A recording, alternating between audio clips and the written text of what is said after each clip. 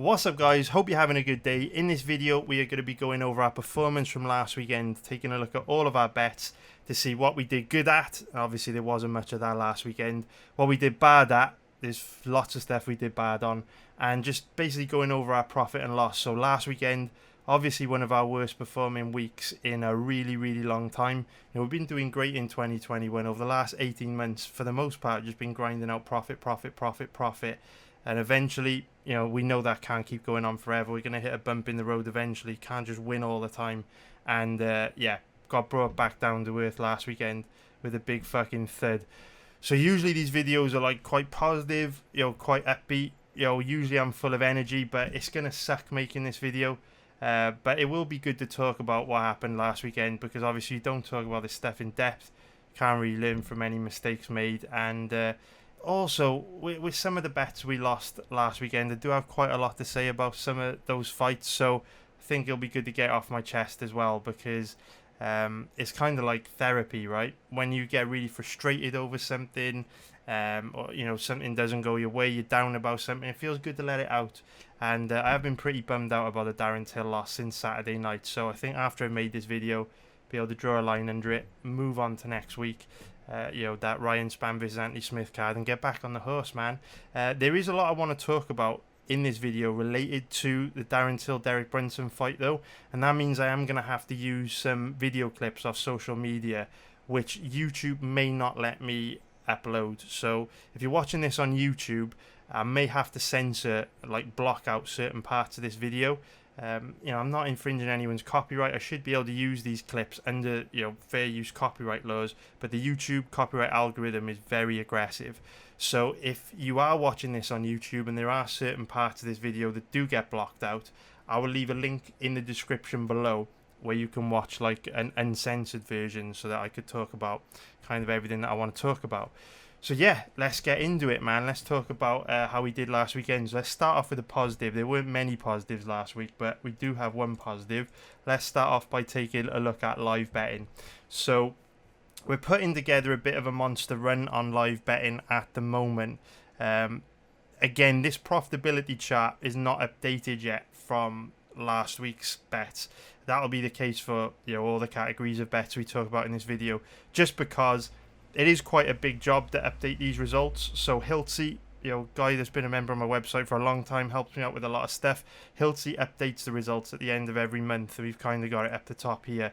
So when we're kind of going through the results, as usual, if you guys watch these videos, you'll know that's the way it works. But yeah, these profitability charts will be updated at the end of September with September's betting performance.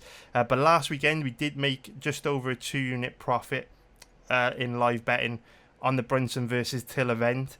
Had 2 bets, kind of 3, but 2. We bet on 2 fighters, but we bet 1 fighter twice. So we went 2-0, for a profit of approximately 2 units. So really good result there. And we're quietly putting together a bit of a monster run on live betting. Obviously, live betting's our cash cow. It's extremely profitable for us. We quite frequently put together monster runs, and we are quietly putting together another monster run at the moment. So currently on a 9-event winning streak in live betting. As you can see here, 9 consecutive winning weeks in a row, which is absolutely brilliant. And hopefully, if we can bank another profit on this Anthony Smith, Ryan Spann Fight Night card that's coming up, we can go 10 in a row. I think my record is 24 consecutive winning weeks. So it would be very nice to break that record. And obviously, every big winning streak has to start somewhere. So 9 consecutive winning weeks. Very happy about that. I'm very happy to put some solid money in the bank in live betting last weekend. So that was brilliant.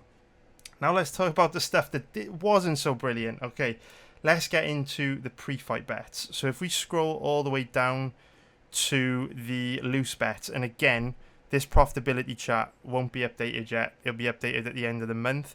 I do actually, I have just recorded last week. I haven't uploaded it yet, but I have recorded a video where we, I put out the monthly profit and loss videos. So I will have a monthly profit and loss video coming out for August really soon.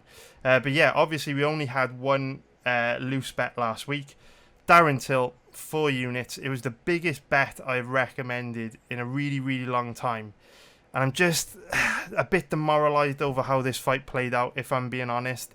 It's one of those things where when I recommend to you guys to bet a fighter, and the fight ends up being that one-sided, it just makes me look like a dickhead. Like it just makes me look like I don't know what I'm talking about, and that really gets me down because many of you will know that have been a part of my community for a very long time, or you watch my videos every week, or if you take part in my fight research sessions, right? We stream research for every single fight. You'll know that I do hold myself to a really high standard, and I do have quite a strong work ethic.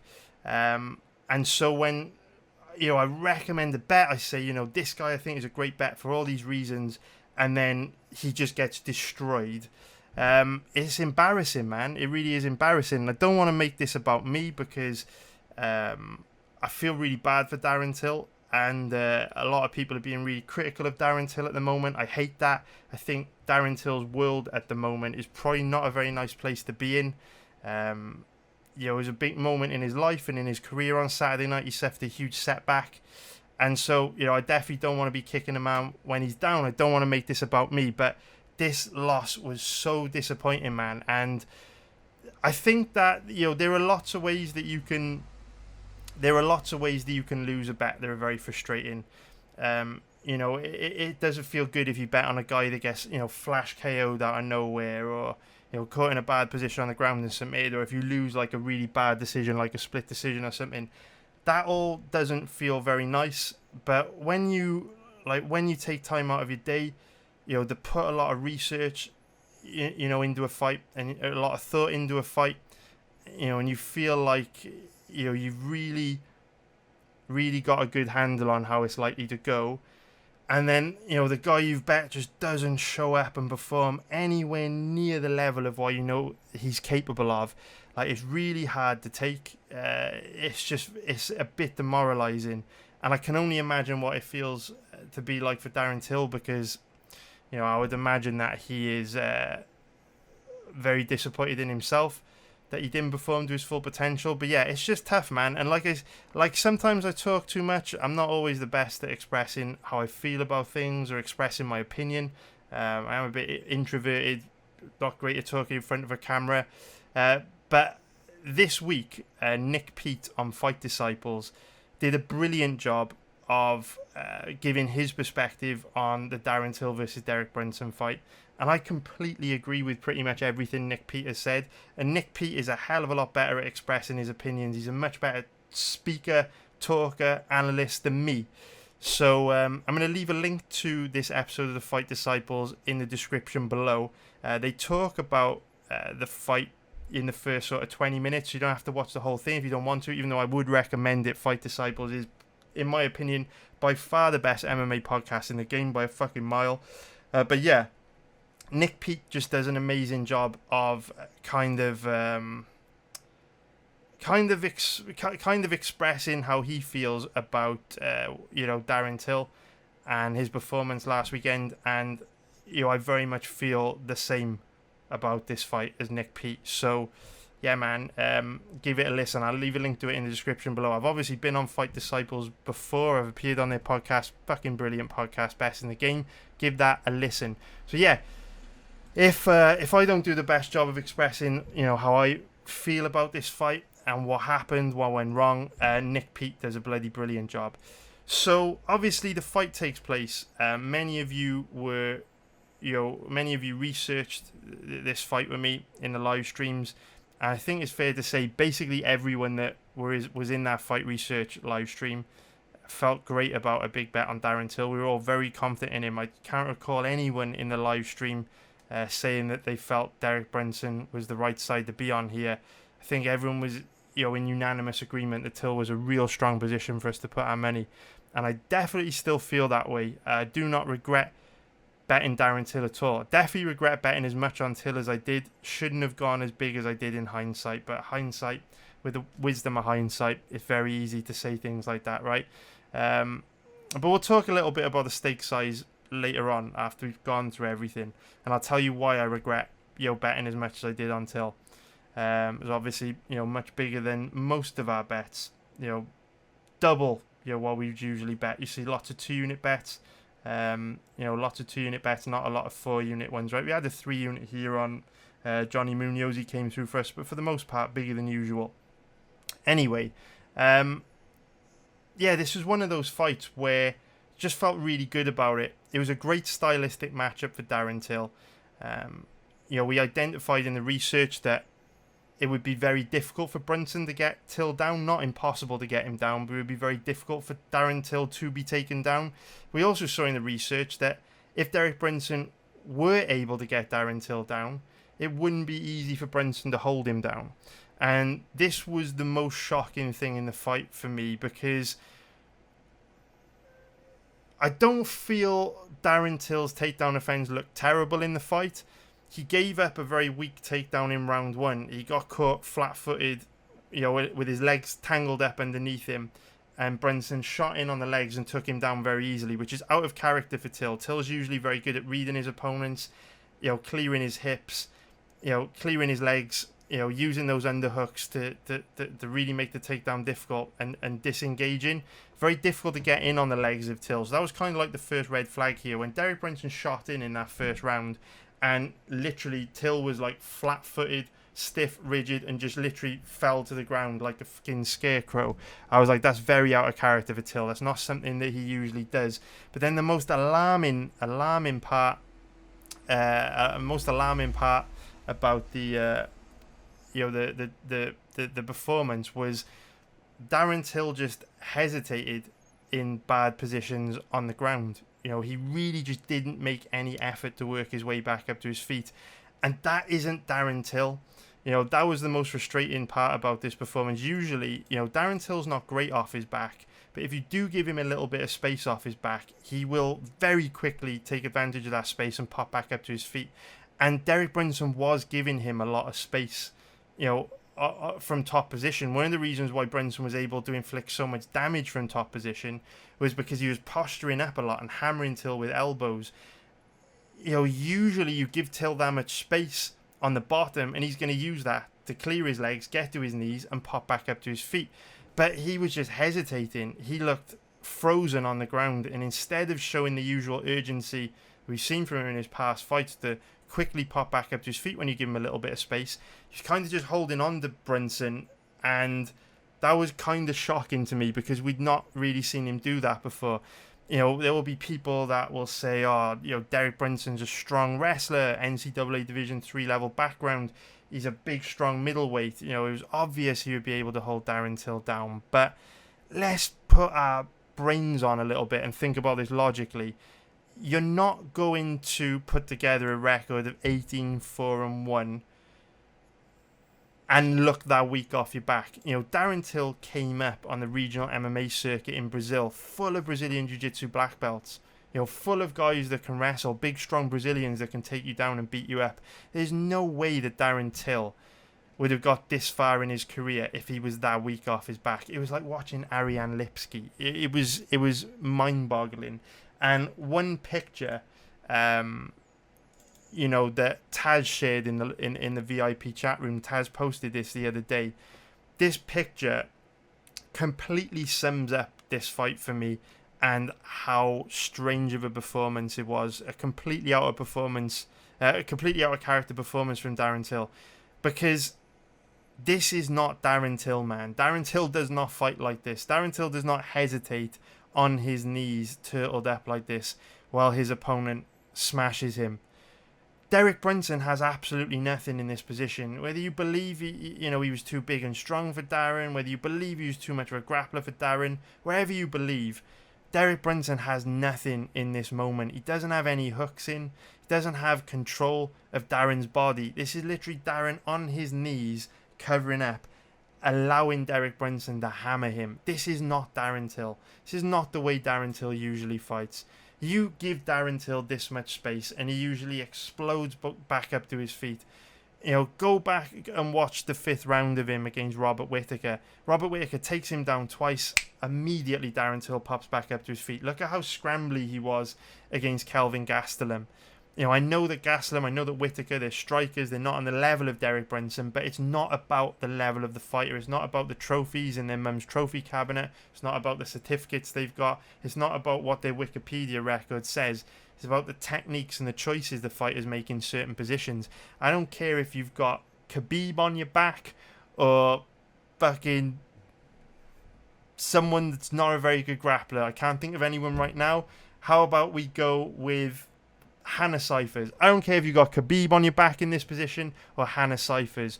You know not to hesitate in a position like this. You know as soon as your opponent gives you this much space, you have to explode back up to your feet. And Darren Till absolutely knows this. It's basics. Like I say, you don't put together an 18-4 record at this level of the sport without knowing basics like that. And we know Darren Till doesn't make these mistakes. Darren Till shows a lot more urgency to work his way back up to his feet than this.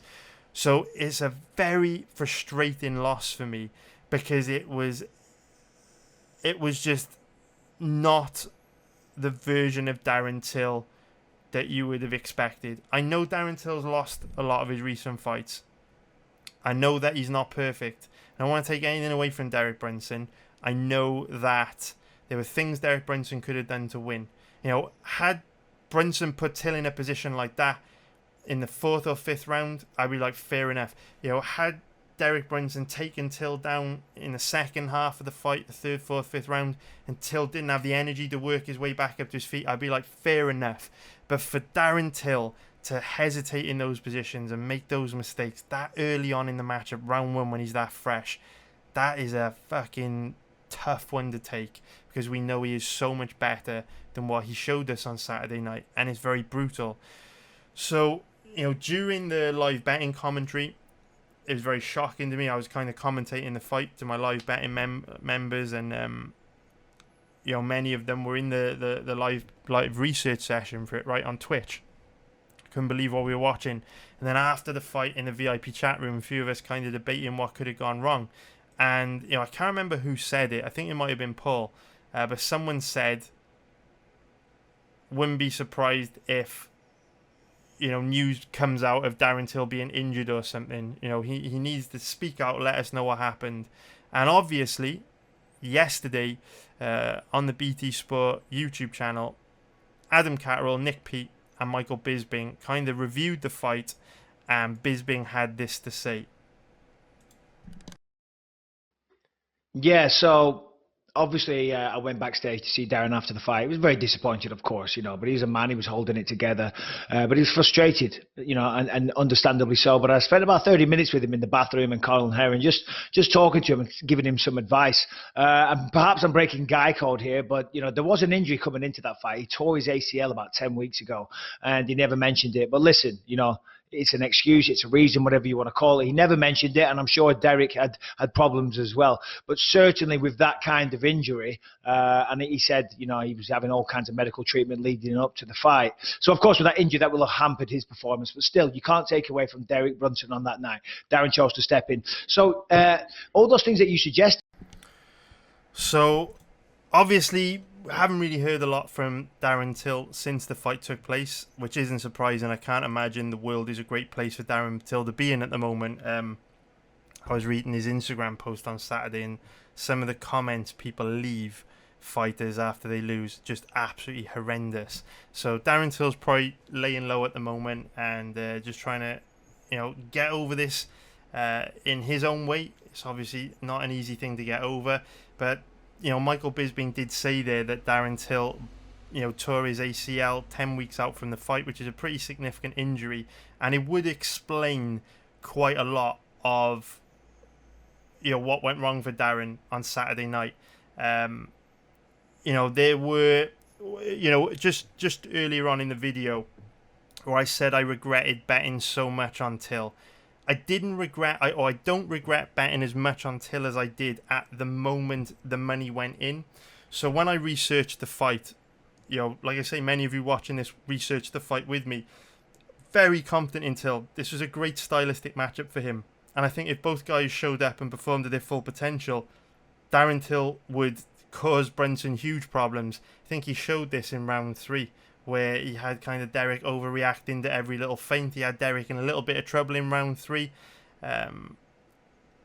But yeah, it's a situation where, you know, there were lots of red flags very close to the fight, which, as we got closer to the time in the fight, started to add up, and I began to feel less and less confident in Darren Till. So when the money went in, when we researched the matchup, I was like, Darren Till's a great bet. Both these guys shot and performed their full potential. He's going to smoke Brunson. I still feel like that. But on the Friday, when both these guys weighed in, for me, Till looked a lot softer than he did for his middleweight debut against Robert Whittaker. And that was the first red flag for me. He just didn't look in as good a shape. You know, he kind of does the same thing at every weigh-in, where he kind of stands on the scale and after he kind of flexes his muscles. And I noticed, I actually went back and watched, this was Friday night. I looked at him on the scales. I was like, he looks a little bit soft. Is he softer because he's, you know, fighting at middleweight? And I'm thinking he looks soft because most of my memories of him weighing in were at welterweight. Or is he soft because he's out of shape? So obviously he fought Whittaker at 185. So I went back on Friday night and I looked at the Whittaker weigh-in, and there wasn't like a huge difference in his torso. But when he goes like this, I did notice that his muscles at the Derek Brunson weigh-in were a lot smaller. And I was kind of like, that's strange. I don't like that. Now, that was kind of like the first moment on the weigh-in on Friday night where I was like, that's not great. But obviously we researched this fight, you know, 10 days prior to that. You know,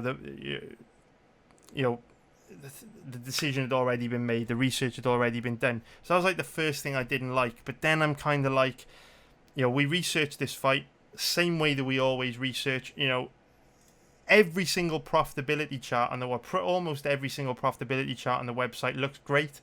Almost every single type of bet on the website is profitable because of the principles that we stick to, right? We research fights, identify strong positions for us to put our money, and then we put our money in strong positions and let the cards fall wherever they may. If our fighter underperforms, you know, if they get flash KO'd, they get robbed by the judges, it doesn't matter because over the long term, we know we're consistently putting our money in strong positions, and that will help us grind out profits long term.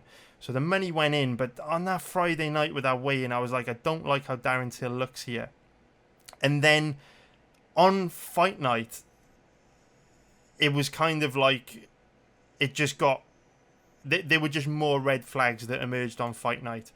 So the first red flag that emerged was this video here of Darren Till arriving at the Apex Center, and they played this on the broadcast. I can't remember who showed this in the live betting group during the event. I think it was Dober, but he played this, and I was like, fuck. I don't like what I'm seeing here. And it's this clip of Darren Till walking into the Apex is not so much. It's not so much Till that I have an issue with here. It's how his cornermen look. Now, a little tip for you when you're betting on MMA: the appearance of the cornermen will tell you a lot. If the cornermen are relaxed and they look confident, you know, when they're walking their fighter to the octagon in particular, it will often mean that, you know, backstage, you know, at the back of the arena, whatever you want to call it, when the fighter's warming up, it will often mean that went well. And it will often mean that the coaches are very confident in the fighter. You know, it doesn't matter how the fighter looks. They'll be suffering from performance anxiety. They'll be nervous. They'll be feeling a lot of pressure. And so will the cornermen. But the cornermen and coaches do a much lesser degree. So when the cornermen look confident and positive and full of energy, that's a very positive sign that their fighter's going to go out and perform well. You know, you look at the cornermen of Paddy Pimblett and Molly McCann last weekend, you look at the difference in energy compared to Mike Grundy, you know, Colin Heron and Terry Etim, who are in Darren Till's corner, completely different vibes. So when this clip first emerged on Saturday night, I was very much looking at his cornerman, and Terry Etim in particular, and look at the body language of his coaches here. They don't look happy at all. This is walking into the Apex. Look at Terry Etim. Look at Colin.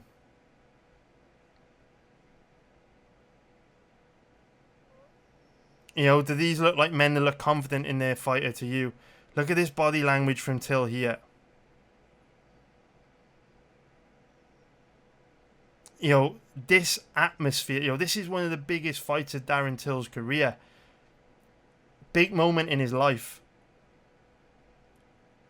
You know, and you've got these guys following Till in the battle. This is a few hours before the fight took place. Doesn't look like it was a particularly good atmosphere, you know, for Darren Till preparing, you know, to go to war on that night. Doesn't look like he had the best preparation. You can see it here from a different angle. Take a look at Terry Etim here. His body language. Get a better angle, a better view of it here. To me, Colin and Terry just look... No, I don't know if nervous is the right word to use, but they don't look confident. They don't look happy there. And you can see just not a good vibe at all in Till's camp. And of course, this was... You know, this was repeated on the walk to the octagon. It was a very strange walk to the octagon where, you know, there was no walkout music. You know, Darren Till's fighting in front of millions of people. You know, his brand, his business, his livelihood is at stake. Fighters are a business, his brand. You know, he's walking to the octagon where he's going to compete in his underwear in front of millions of people. Hasn't even done his hair properly. You can see, like, messed up bed hair. It was all just very, very weird. And as he gets to the octagon here, again, look at the body language and vibes from his corner. Mike Grundy's here now with him. Look at Terry Etim. Look at Colin Heron. Look at the body language of Till. This is not the energy of a team that is confident in sending their fighter into battle. This is a very strange atmosphere from this team. You know, does Darren Till look confident here? All very weird. So... You know, by this point, you know, we've got him not looking particularly good at the weigh-ins. We've got that video earlier on of him entering the Apex that I just showed you. And now I'm looking here at Darren Till, at Terry Etim, and I'm thinking, something's not right, man. Something is off here. Something is not good. And so, you know, this is really the point in which I was like, fuck. This isn't good. Because the energy from Darren Till and his team wasn't good. And so, you know, when I say I regret betting as much as I did on Till, it's one of those things where I couldn't really have done a lot differently, because when we researched the fight, you know, based on how both these guys matched up from a stylistic point of view, I felt incredibly confident in Till. And again, like I say, if they fought each other again, and I knew that they were both going to be able to perform to their full potential, again, I would be very, very confident in Till. I would go big on him again.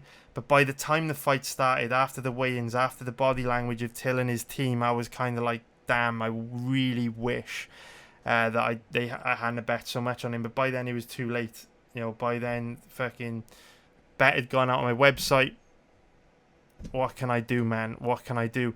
And, you know, this is the problem with pre-fight betting. You know, the reason why we are so profitable on live betting is simply because you can see exactly what you're getting for your money. Before you put your money at risk, you can see exactly what you're getting.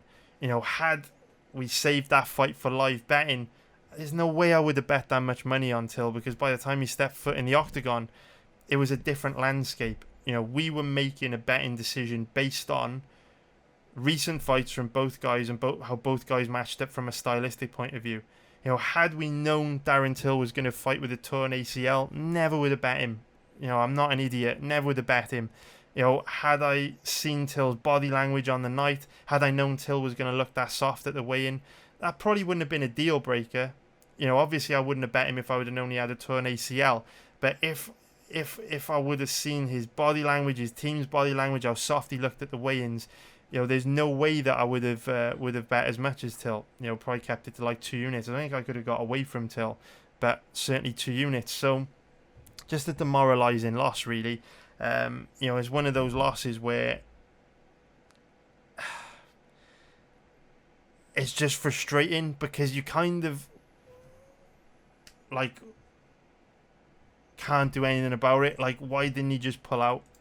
You know what I mean? You know, a part of me is probably thinking the layoff didn't help. You know, he's coming into the fight on a 14 fight layoff. You know, I'm sure his contract in the UFC is decent, but he has lost or had lost 3 of his last 4 leading into the Brunson fight, so it wasn't like he was getting win bonuses. I'm guessing after being, out for 14 months, he probably needed the money. Only Darren Till knows the answer to that question, but should have pulled out, man. If he had a torn ACL, which I believe pretty strongly he did, Michael Bisping has been around the game for long enough to know when a fighter is injured or not, and Michael Bisping's integrity is high enough to not say something like that if there wasn't truth to it. So I'm just frustrated Till, decided to fight with that torn ACL, because the history books don't care about your injury. MMA fans don't care about your injury. The UFC don't care about your injury. Darren Till's now backed himself into a corner where he has lost 4 of his last 5. His stock is down very bad. It was an awful performance against Derek Brunson. And if he loses one more, like say he's gonna have to face a step down in competition, right? Say he goes out there and faces someone like, I don't know, like an Omari Akhmedov or an Ian Heinisch or, someone of that level next, and he loses, fuck, the road back then is so long. And it just feels like Darren Till might be one of these guys that makes bad decisions. Obviously, his coach Colin initially sent him off to Brazil because he's getting himself into trouble in Liverpool. He got arrested when he went on a lad's holiday. Now he's taken a loss here because he fought injured. I call an egg an egg. He fought fucking injured. Lost the fight to Whittaker because he was very passive. A little bit more activity and he probably would have taken that Whittaker fight. Probably would have won the Whittaker fight. So it's just like Darren Till's become quite frustrating because he's an excellent fighter. He's one of the best middleweights in the world. He's brilliant everywhere. There will be people online that will say this guy's takedown defense and wrestling's bad. Look, it's not amazing, but it's not as bad as what he showed you on Saturday night. It was an off night for Till. He is still one of the best middleweights in the world, but I fear that poor decision making is going to cost him big time. Because if he was that badly hurt to the point where he didn't have the strength in his legs to pop back up to his feet in round 1, he should never have been in there. And I don't want to be critical of his team Calbon, but when you look at the body language of Terry Etim and Colin, why not fucking save him from himself and pull him out? Do you know what I mean? It's all bad. It's all kinds of bad the whole way round. So yeah, I don't want to talk about it anymore. This video is already very long. I'm gutted for Till. I'm gutted for us. Took a big loss. But like I say, we've been doing great. We've been on such a good run that we were bound to hit a bump in the road eventually. It sucks. I don't know what to say. I can say I'm sorry, but apologizing seems like a bit of a weird thing to say because Till was a good bet. Based on how they matched up from a stylistic point of view, he was a good bet, and I stand by that. And I'm not gonna change that opinion because we do put a lot of time into research. I do know what I'm talking about, and I never would have recommended a bet on Till if his ground game, if his takedown defense was that bad. Like, I'm not a dum-dum. Like, you don't put together a profitability chart like this if you can't identify when a fighter is that bad on the ground. Obviously, I wouldn't have, there will be some people who'll be like, he's clueless, Till's terrible on the ground, look out Brunson dominate. There'll be some people that feel like that, but, most of you watching this will know, will have spent a lot of time in my live streams and stuff and know that I don't make mistakes like that. So it was a disappointing loss because it made me look like a fucking dick. What can you do, man? It's gambling. Like I always say, though, ultimately we're not betting on robots. And my advice to you would be, one thing that really helped me learn a lot about the sport and betting the sport was reading fighter autobiographies, because there's so much that happens to fighters before they set foot in the octagon. In the lead up to the fight, in the training camps, with their relationships, with their friendships, with their coaches, with their trainers, with their weight cut, with their injuries, with their financial situation, with their family lives. There's so much that can have a negative influence on how a fighter performs, that it doesn't matter how much research you do, it doesn't matter how much you know about this sport. Ultimately, you never know how a fighter is going to show up and perform on fight night. All we can do is make the best decision possible with the information we've got available, get our money into strong positions, and trust that in the long term, history shows us by all the profitability charts on our website that over the long term we're going to make money. But it does mean from time to time you will suffer brutal losses like this, where the guy you bet just doesn't show up and perform and there's nothing you can do about it. And reading fighter autobiographies is really helpful for understanding the challenges that fighters face on a real human level, before they fight. Mark Hunt's autobiography, Born to Fight, is probably the best MMA autobiography out there. I'd highly recommend it. Michael Bisping, Quitters Never Win, is also fucking fantastic. So those two are very, very good for learning, a lot more about the human aspect of fighting. It helps you rationalize losses like this a lot easier. You'd be amazed some of the circumstances, that fighters are in when they set foot in the octagon, but you never get to hear about, the challenge they face outside the cage. So yeah, anyway, we'll move on to about the other bets now. Obviously, Darren Till, because he was a very confident bet, was also a tight bet. So we took our first loss on tight bets in a while. We were on a four bet winning streak on tight bets. So really disappointing again. We've been over that, but it is worth noting that it doesn't mean, we spoke about this in depth last week. Just because a bet appears in the loose and tight betting category doesn't mean you double up. So it's not like we bet. I told you guys to bet 8 units on Till. That's not the case at all. We've got that warning message here. Many of you will know that, so you don't need to go into that. But yeah, he also fit the criteria of a tight bet. It's really disappointing to take a loss there. So if we scroll down now to the even money bets, and again, this profitability chart is not updated yet. It'll be updated at the end of August. We also had one of our worst performing weeks on the even money bets since I can remember. Did absolutely terrible, which was really, really frustrating.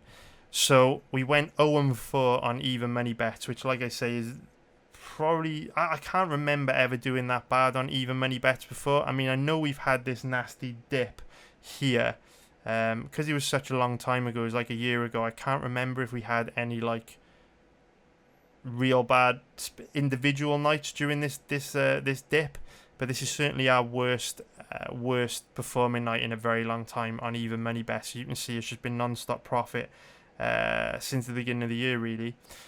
So yeah, that was disappointing. So we'll just go through these bets very quickly. I won't go into them as much detail as Till, because obviously even money bets are bets where I'm forced to pick a winner on every fight in an even money odds range, which is 1.65 minus 154 to 2.30 plus 130. As you can see, we perform very, very good on bets in this odds range over a sample size of 252 bets. The problem, obviously, with this kind of bet is that I am forced to place bets that I wouldn't usually place, but that's the beauty of it. It's kind of backing me into a corner and forcing me, gun to my head, to pick winners in the even money odds range based on my research, with the theory being that over time, no matter what mathematical edge the bookies have got, my knowledge of the sport, fight research, and ability to gamble effectively will help me turn a profit. And of course, over the last 252 bets, we've proven that to be the case, but not last weekend where we did terribly. So we'll go through them very quickly. So we'll start off. So we went with Modestas Bukauskas to beat Khalil Roundtree. And that was obviously a devastating loss for Bukauskas, suffered a broken nose, blown knee, all kinds of bad. And I very rarely regret bets. Some people think that's arrogant. Some people think that's stubborn. But I think people that come to those conclusions just don't take the time to actually learn about me or know me that well. The reason why I very rarely regret bets is because I research every fight in a lot of depth, right? If you follow me on Twitch, you'll know that I stream fight research like 4 or 5 hours a day. We go deep. So it would take someone that is pretty stupid to spend that amount of time researching fights to come to the wrong conclusion. You know what I mean? It's kind of like, It would be like fucking running a lawnmower over a lawn for like 2 hours and there's no fucking grass has been cut. Like, it's pretty hard to fuck a job like that up. You know what I mean? You spend that long with a lawnmower on a lawn, grass is going to get cut. Same with this. I spend that much time watching, footage on these guys. Most of the time, I'm coming to the conclusion of being on the right side. Win or lose, usually, very high percentage of the time, I do believe I'm on the right side. And that is why we're able to put together profitability charts like this.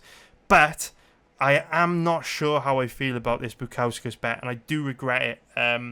It was a bet that last week I didn't feel great about. It was one of those bets where after we did the live research session on Twitch, kind of came to the conclusion at the end of the stream, locked in the bet on Bukauskas, but then it just didn't sit right with me. And then, we researched this fight just over a week before it took place, and throughout the lead up to this matchup, I was kind of like regretting siding with Bukauskas, but then I would kind of talk myself back into a bet on Bukauskas, and I think that this I'm not sure if I got this pick wrong. Many of you will think I did, obviously, because Roundtree destroyed him.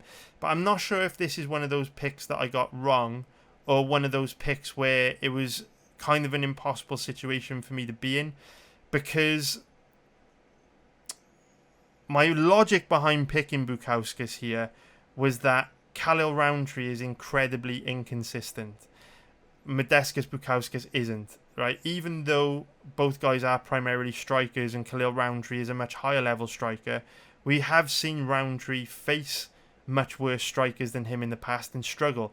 He did so in his last fight against Marcin Prachnio. Prachnio is nowhere near the level of Khalil Roundtree, and yet Prachnio was able to backdoor a decision just by making Roundtree work hard, causing Roundtree to burn himself out and then taking over in the second half of the fight.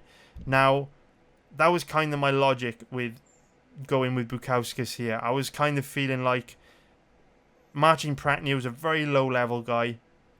Bukauskas is a young, hungry, up-and-coming bull who I personally feel is a lot better than Marcin Prachnio. If Prachnio can wear Roundtree down and nick a decision, I believe Bukauskas can do the same. And that was kind of like my logic behind going with Bukauskas. But where I don't like picking Bukauskas, and I think I might have got this one wrong and I regret it, is that Roundtree is a much higher level striker than Bukauskas. There's no getting away from it, and we knew the likelihood would be that this would be a stand-up fight. And so in situations where we're dealing with an inconsistent fighter who often doesn't show up, but if they do show up, will probably win quite easily. Usually in that situation, I will just pick the underdog for the better risk to reward ratio. I think I've put it in here.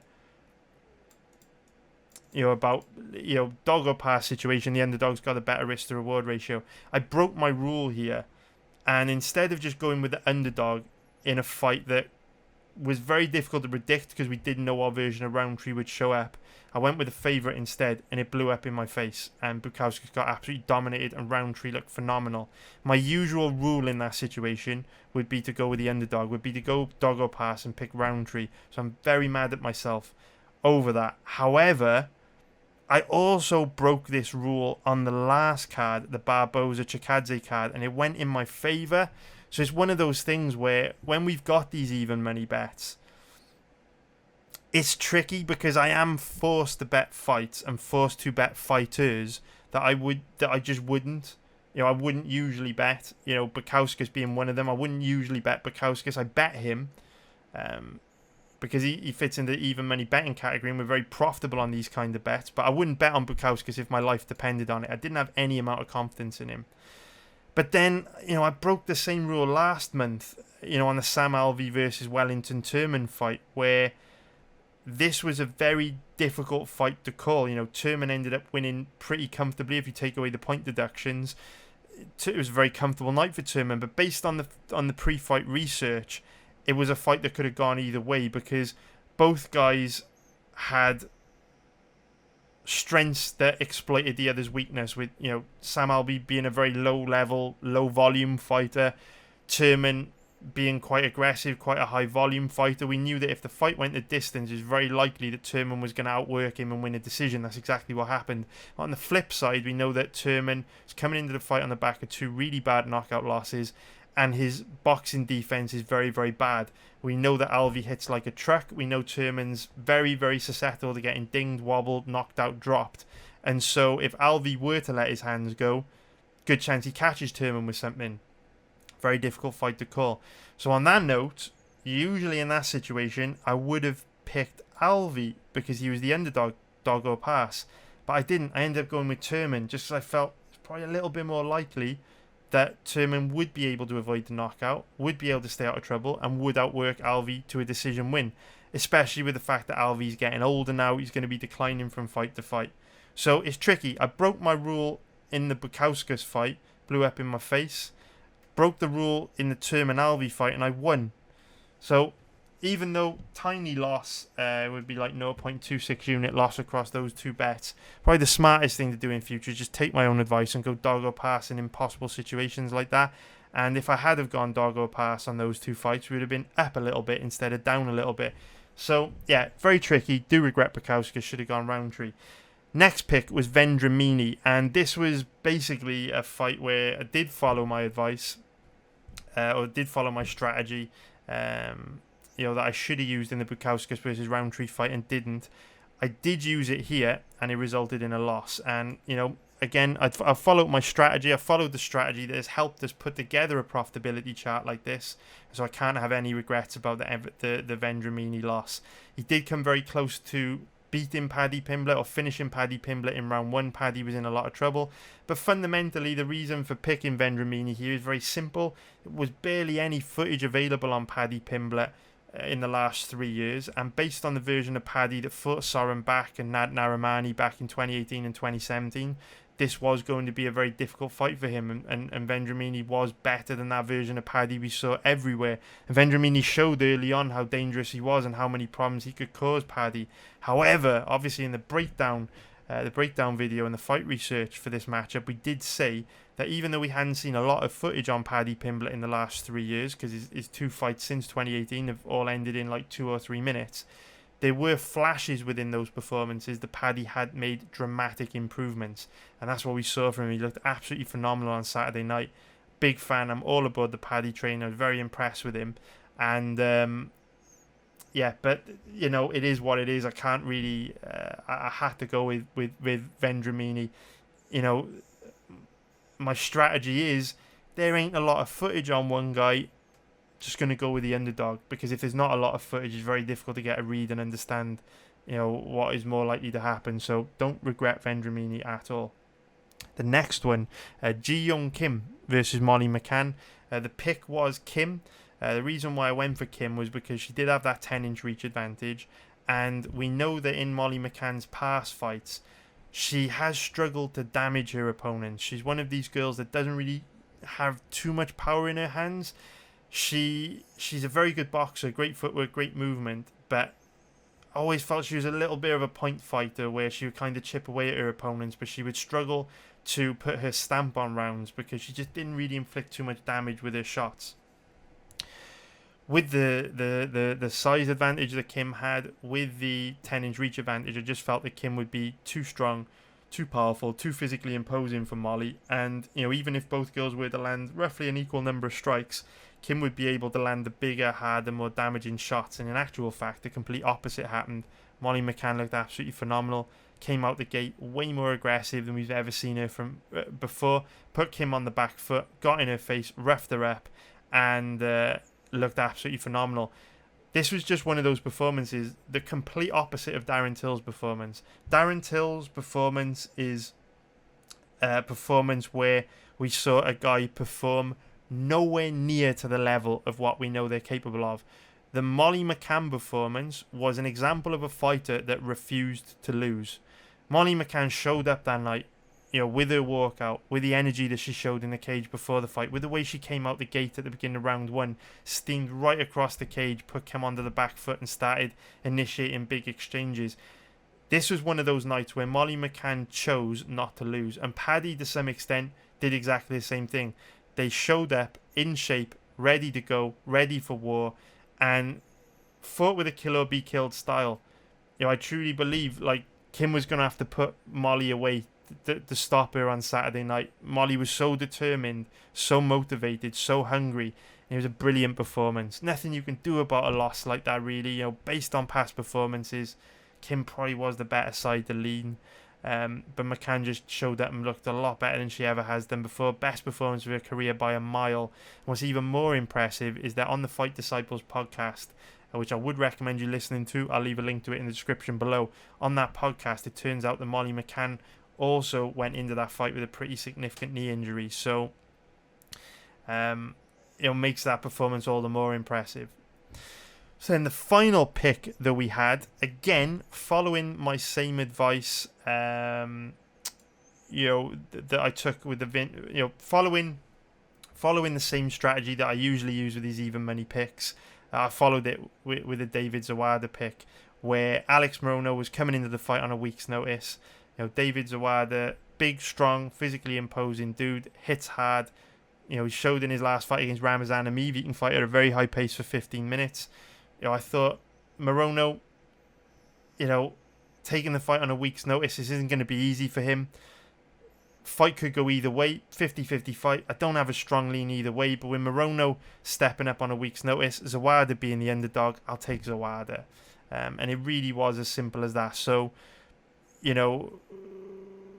that's the strategy I use, right? If it's really, really difficult to call one way or the other, I'll just go with the underdog for the better risk to reward ratio.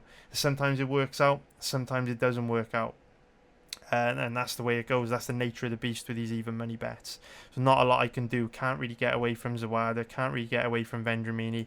Do feel like Kim was the right side to be on. And I should have gone with Roundtree here instead of Bukauskas, and I do regret that one. So those are the even money bets. So we've done live even money. Let's get back to a little bit of a positive now, actually. Let's cover a negative first, then we'll end on a positive. Always good to end on a positive. So as you guys know, I don't personally like prop bets, which is why I've got the prop bet disclaimer on the page. I don't personally bet props myself, full disclosure. The only reason why these prop bets are on this site is because some people like to bet a little bit of money on every fight to make watching the fight more interesting, but I really dislike props, and I can't make that any clearer to you guys. And this is something I've been saying for years, right? A very long time. But prop bets were let's go through the props. So I'll just quickly gloss over these. So Dalcha Lungambula to win by knockout at TKO, that one lost. Julian Arosa to win by submission, that one won. Jeon Kim to win by submission, we lost. Luigi Vendramini to win in round 3, lost. Luigi Vendramini to win inside the distance, pretty close with that one actually. Did have Paddy hurt in round 1, but that lost. Sergey Spivak to win in round 3, lost. Modestas Bukauskas to win by decision, missed wide. David Zawada to win by decision, lost. Sergey Spivak to win inside the distance, lost. And Darren Till to win by KO or TKO, lost. Now, if this is the first time where you've watched one of these videos, you may think only winning 1 bet out of 10, that's absolutely shocking. But that is basically the nature of prop bets. They do have a very low win rate. Prop bets, the kind of prop bets are, or the kind of strategy I use for prop bets is a spread betting approach, where if you think about the game of roulette, if you just put all your money on one number on the spin of a roulette wheel, and the wheel or the ball lands on any other number, you lose all your money, right? Whereas if you put your money down on a few different numbers, you've got more chance of hitting a winner when that wheel spins, right? The ball's got more chance of landing on a number you've got money on if you put money on more numbers. It's like spread betting. The majority of those bets you place will lose because the ball can only land on one number. But the more you bet, the more you've got a chance of making an overall profit, because the risk to reward means that if you do hit one of your numbers, the payoff is very good. That's the strategy that I use with props. You can see that a lot of these bets, very, very big odds, right? Sergey Spivak to win in round 3 is unlikely, but the odds are 21.0 plus 2,000. Similarly with Luigi Vendramini to win in round 3. Even the one that we won, Julian Arosa to win by submission, was 8.0 plus 700. So even though we lost, we only won 1 bet out of 10. We were only actually down 3 units. If we would have hit any other one of these bets, we would have either made a profit or been very close to break even. Ji-Young Kim win by decision, wasn't a million miles away from that. Luigi Vendramini to win inside the distance, that was pretty close. You get my idea. So the vast majority of props will lose every week, but the goal is to just hit 2 or 3 of them to turn a profit, and obviously over the long term they are in profit, but tons of variance because the win rate is very low. So that is prop bets out the way. Now let's go and take a quick look at the lab. Let's mosey on over to the lab. We didn't have any over-under bets. Didn't have any over-under bets on the last event, which is a little bit of a shame. Hopefully we'll find some over-under bets for this next card. But obviously a few weeks ago, Matern came up with a great idea to start a new experiment, which was like even money bets, where we forced to pick a winner in every fight that's in the even money odds range. We start doing the same with every over-under that's in the even money odds range. This is an experiment that we started in July, so it's a very small sample size at the moment. We've only had 30 bets at present, and after 30 bets, the experiment is basically at break even. The chart is completely broken at the moment, so it's going to continue to be broken for another 2 or 3 months. Basically, the software that I use to generate these charts from databases doesn't display dates in the correct order until there's like 5 or 6 rows of data in the database. So you see like the over under profitability chart, you can see it goes November, December, January, February, March, right? It's all in order. The software won't put these dates in order until we're like 5-6 months deep. We need 5-6 rows of data. That's why it goes August to then July. But the experiment so far, after about 30 bets, we're at break even. We did do all right last weekend. We went 3-2 for an overall profit of I think about 0.5 units. But we were very unlucky on the 2 losers. Excuse me. So we had Jack Shaw, Ludwig Scholinian to go over 2.5 rounds. That was a winner. We had Dalcha Lungambula versus Marc-Andre Barrio not to go to a decision. I do feel that we got a little bit unlucky with this one. Even though neither fighter was like super close to being finished. I know Dalcha was in a little bit of trouble in round 3. But neither guy was like super close to being finished. But the reason why I think we got a little bit unlucky with this loss was because Dalcha was clearly very tired in round 3, and Marc-Andre Barrio really poured it on in round 3 and was going for that finish, but Dalcha was able to survive to a decision. I believe a big part of the reason why Dalcha was able to survive was because of those extra breaks that he was able to get in the fight due to fouls. I think in round 2, he landed a low blow on Barrio, which meant that Barrio needed a minute to recover. So on top of the minute that Dalcha got to recover in between each round, he also got that additional minute in the second round. And then in the third round, I think about 2 minutes into round 3, there was an eye poke where Barrio then needed 2 minutes to recover from the eye poke, which meant that on top of the minute that Dalcha had to recover in between rounds 2 and 3, he also got an additional 2 minutes to recover in round 3, which just meant that Dalcha had a lot more breaks in that fight, a lot more opportunities to recover and pace himself and catch his breath. And I feel had he not had that extra 3 minutes in the fight to pace himself, I feel that that would have been a different fight, and the probability of Barrio getting a finish in that matchup, particularly late on, when Dalcha started to get tired, I feel the probability of Barrio finishing that fight went up exponentially. So I'm not saying it was a really unlucky loss or anything like that, because both guys are tough and neither of them were close to being finished. However, I do feel that the third round would have looked extremely different, and I do feel Dalcha would have been in a hell of a lot more trouble had he not had that extra time to recover, which he bought himself with fouls, which is a little bit naughty, taking a bit of a leaf out of Davison Figueiredo's book there with some naughty tactics. The next bet, though, was extremely unlucky.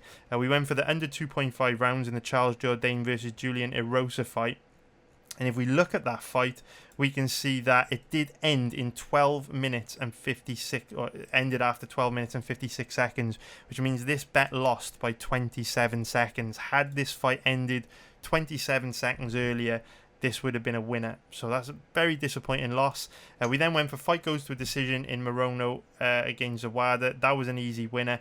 And probably the easiest winner of all was Vendramini Pimbler under 2.5 rounds. That first round was absolute chaos. I was thinking long and hard about making this like a proper fully blown over under bet. And I only decided not to, just for the same reasons we discussed when we were talking about that fight as an even money bet, which is didn't really know what to expect from Paddy. Wasn't much footage available on him for the last 3 years. That's why I didn't pull the trigger on it, but it did prove to be an easy winner. So we went 3-2 on those bets for an overall profit of about 0.5 units. And again, I do feel we got really unlucky with this one. So very close to going 4-1, and on another night could quite easily have gone 5-0 on those. But yeah, these are down a little bit. They're down a little bit. Yeah, they're just down a little bit, but very early days in this experiment. We'll see what happens. I don't know if it's going to be profitable. Very important for me to state that. I don't know if these experiments are going to be profitable. You know, they are in an experimental phase, which is testing theories, right, and trying to find different styles of bets that can produce a long-term profit. And we've had, you know, very successful experimental, very, very successful experiments like the even money bets, which have done great in the pages and loading. Well, there we go. We've had, you know, very successful experimental bets like the these even money bets, which have done absolutely great for us. We've also had experimental bets which have performed very badly, like these main event picks. You know, suffered another loss last weekend with Darren Till. They're just doing horribly. I am going to persist with them. I may as well. You know, there's no reason why I should stop doing this experiment, because, you know, I'm researching the main event fights anyway. But I'm just, you know, not doing particularly well at these even money picks. I think the reason why I'm not doing so well on them is because they are very much like the even money bets, where I'm forced to pick a winner in every single main event fight. And because of that, I'm having to place a lot of bets that aren't good bets. Like I'm forced to put I'm forced to put a lot of bets in here on guys that I don't think are very good bets. And I think that's why it's at a loss, and why I obviously have said for never to tail these bets, purely experimental. But yeah, I think that's one of the reasons. Like, I'm forced to bet fighters that I wouldn't usually bet. I'm forced to bet things that I don't think are good bets. And I also think it's very difficult to come up with unit sizes on fights that you don't really think are good for betting. Does that make sense? I don't know if I'm making sense, but yeah, anyway. Very early days. I'm hoping that this even money over-under experiment will go the same way as this over-under experiment. You know, the main over-under experiment, which is absolutely crushing it. Beautiful profitability chart, this. Doing absolutely amazing. I'm hoping it'll follow in that footsteps, or even follow in the footsteps of the even money bets, which are also doing phenomenally well, but time will tell. We will see. Anyway, thank you for watching, everyone.